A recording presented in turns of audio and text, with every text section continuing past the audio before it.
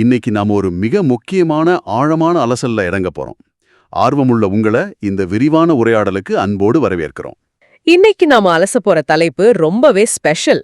பங்குச்சந்தை முதலீட்டின் தந்தைன்னு அழைக்கப்படுற Warren பஃபட்டோட வழிகாட்டியான Benjamin Graham எழுதின தி இன்டெலிஜென்ட் இன்வெஸ்டர் புத்தகத்தோட அடிப்படைகள் தான்.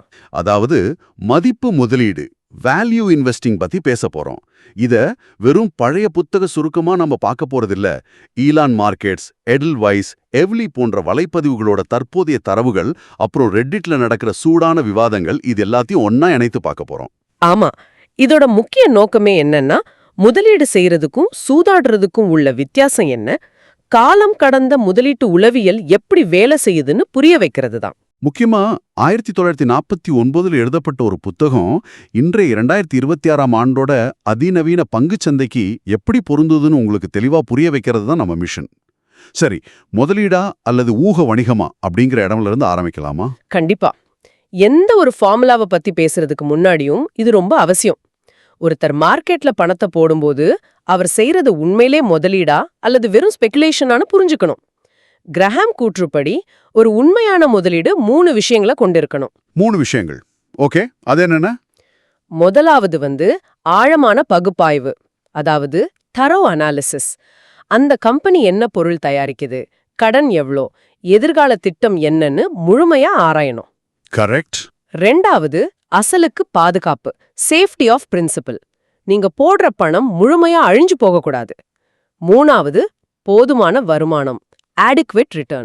ஓஹோ, அப்போ இந்த 3ல ஒன்னு குறைஞ்சாலும் அது முதலீடு இல்லையா? ஆமா, அது முதலீடு கிடையாது. அது வெறும் ஊக வணிகம், அதாவது ஸ்பெகுலேஷன். வெளிப்படையா சொல்லணும்னா அது ஒரு சூதாட்டம். சரி, இதை கொஞ்சம் விரிவாக பார்ப்போம். சூதாட்டங்கிறது ஒரு சட்டவிரோதமான செயல்னு நாம் இங்க சொல்ல வரல. ஆனா நீங்க சூதாட்டத்தை செஞ்சுட்டு அதை நான் முதலீடு செய்யறேன்னு உங்க மனசுக்குள்ளேயே தவறா நியாயப்படுத்துறது தான் பெரிய ஆபத்து. எக்ஸாக்ட்லி. யூடியூப்ல யாரோ சொல்றத கேட்டோ ரெடிட் வதந்திகளை நம்பியோ வாங்குறது முதலீடு கிடையாது. அதிலும் குறிப்பா இந்த மார்ஜின் ட்ரேடிங், பங்குத்தரகர்கிட்ட கடன் வாங்கி முதலீடு செய்யறது தன்னிச்சையாவே ஒரு சூதாட்டம் தான். ஒருவேளை மார்க்கெட் கீழே போனா போட்ட பணம் மட்டும் இல்ல, வாங்கின கடனும் சேர்ந்து உங்களை சந்தையை விட்டே துரத்திடும். அதான் உண்மை. நீங்க ஊக வணிகம் செய்யவே கூடாதான்னு கேட்டா கிரஹாம் ஒரு சுவாரஸ்யமான வழிய சொல்றாரு. என்னது? உங்களுக்கு சூதாடுற ஆசை இருந்தா உங்க மொத்த பணத்துல 10%க்கும் குறைவான தொகையை மட்டும் ஒரு மேட் மணி அக்கவுண்ட், அதாவது ஒரு பைத்தியக்கார பணக்கணக்குல தனியா வச்சுக்கோங்க. நிஜமாவா? மேட் மணி அக்கவுண்டா? ஆமா. அந்த பணத்தை உங்க உண்மையான தீவிரமான முதலீட்டோட ஒருபோதும் கலக்கக்கூடாது. அந்த மனக்கட்டுப்பாடு தான் எல்லாமே. ரொம்பவே இன்ட்ரெஸ்டிங். இந்த மனநிலையை விளக்கத்தான் கிரஹாம் அந்த மிஸ்டர் மார்க்கெட் அப்படிங்கிற கற்பனை கதாபாத்திரத்தை உருவாக்குறாரு இல்லையா? கரெக்ட். பங்குச்சந்தைய உங்க வியாபார கூட்டாளியான மிஸ்டர் மார்க்கெட்டா கற்பனை செஞ்சுக்குங்க. ஆனா இவர் ஒரு மனநிலை பாதிக்கப்பட்டவர், அதாவது மேனிக் டிப்ரெசிவ். ஆமாமா, தினமும் கதவை தட்டி உன் பங்கு எனக்கு இந்த விலைக்கு கொடு, இல்ல என் பங்கை நீ வாங்கிக்கோன்னு ஒரு புது விலையை சொல்வாரு. ஒரு நாள் பயங்கர சந்தோஷத்துல கம்பெனியோட உண்மையான மதிப்பை விட அதிக விலை கொடுத்து வாங்க தயாரா இருப்பாரு. மறுநாள் பார்த்தா உலகமே அழிய போகுதுன்னு அழுதுகிட்டே ரொம்ப கம்மியான விலையை சொல்வாரு. நாம் அவரை கண்டுக்க வேண்டியதே இல்ல, ஏன்னா அடுத்த நாள் புது மனநிலையோட வருவாரு. இங்க ஆச்சரியமான விஷயம் என்னன்னா, இந்த மிஸ்டர் மார்க்கெட்டோட குணத்துக்கு பின்னாடி ஒரு ஆழமான மனித உளவியல் இருக்கு. குறுகிய காலத்துல அவர் ஒரு வோட்டிங் மிஷின் மாதிரி செயல்படுறாரு. அதாவது வோட்டிங் மிஷின் மக்களோட தற்காலிக பயம் பேராசையை காட்டுறாரு. ஆமா, ஆனா நீண்ட காலத்துல அவர் ஒரு எடையிடும் இயந்திரம், அதாவது வெயிங் மிஷின் மாதிரி செயல்பட்டு கம்பெனியோட உண்மையான மதிப்பை துல்லியமா காட்டிடுவாரு. இதுக்கு டேனியல் கானமேன் மற்றும் அமோஸ் ட்வெஷ்கியோட உளவியல் ஆய்வை நம்ம உதாரணமா சொல்லலாம். ஓ, அந்த லாஸ் அவர்ஷன் கான்செப்ட் தானே? எக்ஸாக்ட்லி. மனிதர்களுக்கு லாபத்தால கிடைக்கிற சந்தோஷத்தை விட நஷ்டத்தால ஏற்படுற வலி 2 மடங்கு அதிகம். அதனாலதான் மார்க்கெட் விழும்போது பீதி அடைஞ்சு அடிமாட்டு விலைக்கு விக்கிறாங்க. அந்த பீதி எப்படிப்பட்டதுன்னு ஒரு வரலாற்று உதாரணம் பார்க்கலாம். அமெரிக்காவோட ஏஎன்பி அப்படிங்கிற பெரிய ரீட்டெயில் கம்பெனி பங்கு 1929ல $494 இருந்துச்சு. ஆனா 1938ல மார்க்கெட் விழுந்தப்போ கம்பெனி பிசினஸ்ல எந்த மாற்றமும் இல்ல, லாபமும் குறையல. ஆனா பங்கு விலை வெறும் $36க்கு சரிஞ்சிடுச்சு. மிஸ்டர் மார்க்கெட்டோட மனச்சோர்வு தான் காரணம். பாருங்க எவ்வளோ பெரிய வித்தியாசம். ஆமா, ஆனா மறுபடியும் 1961ல அந்த பங்கு $705 உயர்ந்தது. நல்ல நிறுவனங்கள் கூட அதிக ஏற்ற இறக்கங்களை சந்திக்கும்னு புரிஞ்சுக்கிட்டா நாம விவேகமா செயல்படலாம். கரெக்ட். இப்போ மிஸ்டர் மார்க்கெட்டோட உணர்ச்சிகளை புறக்கணிக்க கத்துக்கிட்டோம். அடுத்து ஒரு பங்கோட உண்மையான விலையை எப்படி நிர்ணயிக்கிறதுங்கிற கணித முறைக்கு நாம போகணும். அங்கதான் பாதுகாப்பு இடைவெளி, அதாவது மார்ஜின் ஆஃப் சேஃப்டி அப்படிங்கிற முக்கியமான கான்செப்ட் வருது. இதுக்கு வாரன் பஃபெட் சொல்ற அந்த பாலத்தோட உதாரணம் ரொம்ப அருமையா இருக்கும். ஆமா, அந்த பாலம் உதாரணம். ஒரு பாலம் 30,000 பவுண்டு எடைய தாங்கும்னு வச்சுப்போம். அதுல நீங்க 30,000 பவுண்டு லாரிய ஓட்டுவீங்களா? கண்டிப்பா மாட்டோம். ஒருவேளை கணக்குல தப்பு இருக்கலாம். அதனால 10,000 பவுண்ட் லாரியை தான் ஓட்டணும். அதுதான் நம்ம பாதுகாப்பு இடைவெளி. அதே போலதான் பங்குகளும். $1 மதிப்புள்ள பங்க 90 சென்ட்டுக்கோ இல்ல 50 சென்ட்டுக்கோ வாங்கணும். சந்தை விழுந்தாலும் நம்ம பணம் பாதுகாப்பா இருக்கும். சூப்பர். சரி, இதை எப்படி கணக்கிடுறது? இதுக்கு தான் கிரஹாம் எண், அதாவது தி கிரஹாம் நம்பர் பயன்படுது. இது ஒரு தற்காப்பு முதலீட்டாளர் கொடுக்கக்கூடிய அதிகபட்ச விலை. ஓகே, அந்த ஃபார்முலா என்னன்னு சொல்லுங்க. ஃபார்முலா ரொம்ப சுலபம். 22.5 பெருக்கல் இபிஎஸ் பெருக்கல் பிவிபிஎஸ், இதோட ஸ்கொயர் ரூட் எடுக்கணும். ஒரு நிமிஷம், இதை கேட்டு பயந்துட வேணாம். இபிஎஸ்னா ஒரு பங்குக்கான லாபம், பிவிபிஎஸ்னா ஒரு பங்குக்கான புத்தக மதிப்பு. ஆனா இந்த 22.5 எங்கிருந்து வந்துச்சு? நல்ல கேள்வி.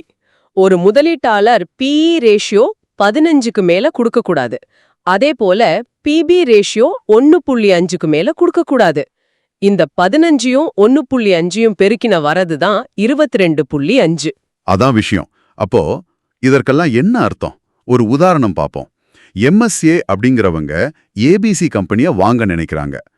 EPS 8, PBPS 1.2ன்னு வைப்போம். அப்போ 22.5 பெருக்கல் 8 பெருக்கல் 1.2, இதோட ஸ்கொயர் ரூட் போட்டா 14.69 வரும். கரெக்ட், 14.69. இதை விட கம்மியா கிடைச்சாதான் அந்த பங்கை வாங்கணும். ஆனா இங்க எனக்கு ஒரு மிகப்பெரிய சந்தேகம் வருது. என்னது அது? இந்த ஃபார்முலா ரொம்ப கன்சர்வேட்டிவா, அதாவது பழமைவாதமா இருக்கே. இன்றைய 2026ஆம் ஆண்டுல அமேசான் மாதிரி பெரிய டெக் கம்பெனிகள் ஆரம்பத்துல நஷ்டத்துல நெகட்டிவ் இபிஎஸ்னு இயங்கி அப்புறம் பிரம்மாண்டமா வளருது. அதையெல்லாம் இந்த ஃபார்முலா தவறு விட்டுடுமே. நீங்க கேக்குறதுல 100% நியாயம் இருக்கு. இத ஒரு பெரிய கண்ணோட்டத்தோட ஒப்பிட்டு பார்த்தா இந்த ஃபார்முலாவோட குறைகளை நாம ஒத்துக்கிட்டு தான் ஆகணும். கிராஹாம் எண் சொத்துக்கள் அதிகமா இருக்கிற அசெட் ஹெவி கம்பெனிகளுக்கு தான் பொருந்தும். நவீன டெக் கம்பெனிகள் அசெட் லைட் மாடல்ல இயங்குது. அதோட டேட்டா, சாஃப்ட்வேர் தான் அதோட சொத்து. ஓ, அதனால இந்த ஃபார்முலா டெக் கம்பெனிகளுக்கு வேலை செய்யாது. ஆமா, ஆனா நாம எவ்வளவு விலை கொடுக்கறோம்னு ஒரு வரம்பு இருக்கணுங்கிற அடிப்படை தத்துவம் இன்னைக்கும் உண்மைதான். இங்கதான் விஷயம் ரொம்ப சுவாரஸ்யமா மாறுது. ஃபார்முலாக்கள் எல்லாருக்கும் பொருந்தாதுன்னா நம்ம உழைப்புக்கு ஏத்த மாதிரி வியூகத்தை தேர்ந்தெடுக்கணும்னு கிரஹாம் சொல்றாரு. கரெக்ட். நிறைய பேர் அதிக ரிஸ்க் எடுத்தா அதிக லாபம்னு நம்புறாங்க. ஆனா கிரஹாம் அதை சுக்குநூறா உடைக்கிறாரு. ஆமா, எவ்வளவு அறிவார்ந்த உழைப்ப, இன்டெலிஜென்ட் எஃபர்ட்ட போடுறீங்களோ அவ்வளவு வருமானம் கிடைக்கும். இத 4 வியூங்கங்களா பிரிக்கலாம். Strategy 1, 0 effort. எந்த உழைப்பும் தேவையில்லை. அதாவது SP 500 மாதிரி இண்டெக்ஸ் ஃபண்ட்ஸ்ல மாசம் மாசம் முதலீடு செய்யறது. எக்ஸாக்ட்லி. Strategy 2, minimum effort. இது தற்காப்பு முதலீட்டாளர்களுக்கு. 10 முதல் 30 பெரிய கம்பெனி பங்குகளை வாங்கணும். 20 வருஷம் தொடர்ந்து டிவிடெண்ட் கொடுத்திருக்கணும். அப்புறம் பங்கு மற்றும் பத்திரங்கள்ல 50க்கு 50ங்கிற விகிதத்துல முதலீடு செய்யணும். ஆமா. அடுத்த ஸ்ட்ராட்டஜி 3 and 4. இது சுறுசுறுப்பான என்டர்பிரைசிங் முதலீட்டாளர்களுக்கு. இதுக்கு நிறைய உழைப்பு தேவை. இவங்க NCAV அல்லது சிகார் பட்ஸ் பங்குகளை தேடுவாங்க. ஓ, சிகார் பட்ஸ். ஒரு சுருட்டு குடிச்சு தூக்கி எறிஞ்சப்புறம் அதுல ஒரு முறை இழுக்க வாய்ப்பு இருக்குமே, அதுவா? கரெக்ட். கம்பெனியோட கடனெல்லாம் அடைஞ்சதுக்கு அப்புறம் மீதி இருக்கிற கையிருப்பு பணத்தை விட கம்மியான விலைக்கு பங்குகள் கிடைக்கணும். அதை தேடி வாங்கறது தான் இது. இதுக்கு பெரிய உழைப்பு தேவை. ஆனா இந்த உழைப்ப பத்தி பேசும்போது பணவீக்கம் அப்படிங்கிற அமைதியான திருடனை பத்தி நம்ம மறக்கக்கூடாது. கண்டிப்பா. பணத்தை சும்மா பேங்க்ல வைக்கிறது முட்டாள்தனம். கற்பனை செஞ்சு பாருங்க, 4% பணவீக்கம் இருக்கும்போது 2% சம்பள உயர்வு கிடைச்சா சந்தோஷப்படுறோம். ஆனா பணவீக்கம் 0வா இருக்கும்போது சம்பளத்தை 2% குறைச்சா கோபப்படுறோம். ரெண்டுமே நம்ம வாங்கும் திறனை ஒரே அளவா தான் குறைக்குது. இதான் மணி இல்யூஷன், அதாவது பணமாய. இந்த திருடன்கிட்ட இருந்து தப்பிக்க முதலீடு ரொம்ப அவசியம்.